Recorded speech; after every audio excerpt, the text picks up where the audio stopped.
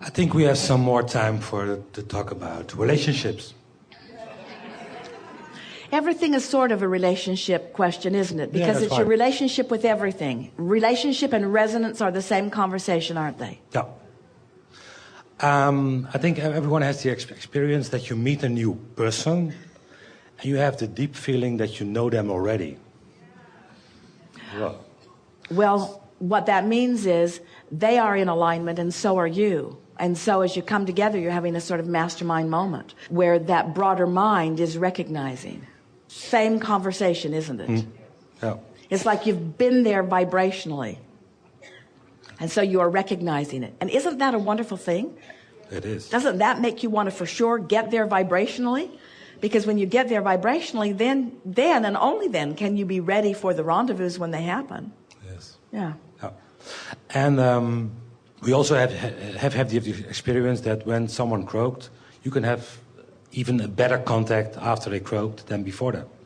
Well, the advantage of that is when two of you are physically focused, there is the potential for either of you or both of you to be occasionally in a place of resistance. When one of you has made their reemergence into non-physical, they have no more resistance. So now it's only one of you who has to tune in, you see.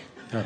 And the other thing that happens is that if you are seeking a meaningful relationship, then you've got to tune yourself there. So the desire to do it becomes stronger. The reason for it becomes stronger. Yes. Your focus just gets better. When you have a true desire, don't you find yourself sort of more willing to focus when you want something than when you don't? Yeah. It's about that. Yeah. What I experienced recently, pretty recently, is that I'm having contact with a non-physical energy, which feels very familiar. Yeah. And I never met this energy physical before. And that's a new experience. Can you talk a bit about that? The thing that is most important is that, first of all, we have to say to you, you have met the energy before. You're just not remembering, which is all right. But even more significant, when Jerry made his transition, Esther understood that he was joining Abraham. But when Esther met Abraham, when Jerry and Esther met Abraham, they did not know us to be a person that they had known before, because we weren't. We are a collective consciousness that Esther found herself in vibrational alignment with. So it was a broader consciousness than she'd ever known with anyone who had been physically focused. It really is what man wants to call God. It's that broader non-physical energy that does not deviate in its vibrational offering. So Esther became familiar with what that felt like. When Jerry made his transition, she did not want Jerry to just become part of the Abraham soup.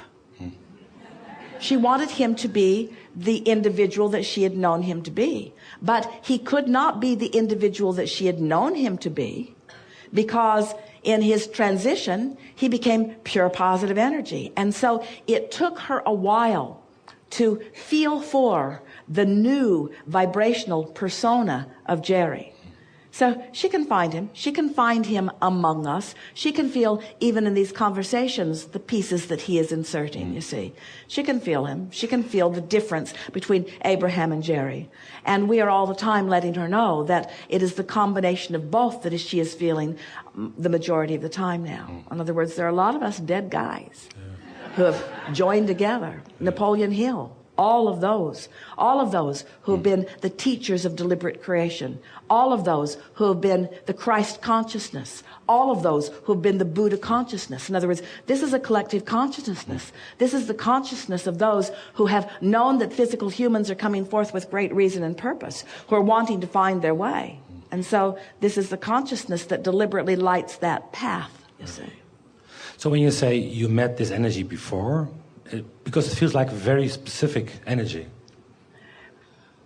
We think it is your newness. that gives you access to it. In other words, we talked with our pilot friend the other day about he has the same aircraft and is going essentially the same speed, but at different elevations it can be quite a different ride depending upon what kind of resistance is going on in the atmosphere.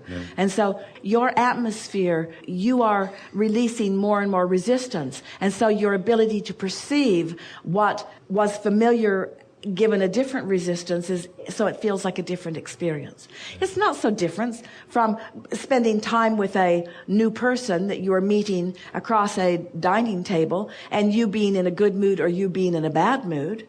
The person that you're dining with seems to have entirely different personalities depending upon where you are at vibrationally. So it's the same sort of thing. This is not new to you. This is your inner being and the gang your inner being hangs around with. It's a very good thing. It's a great gang. Yeah. Thank you so much.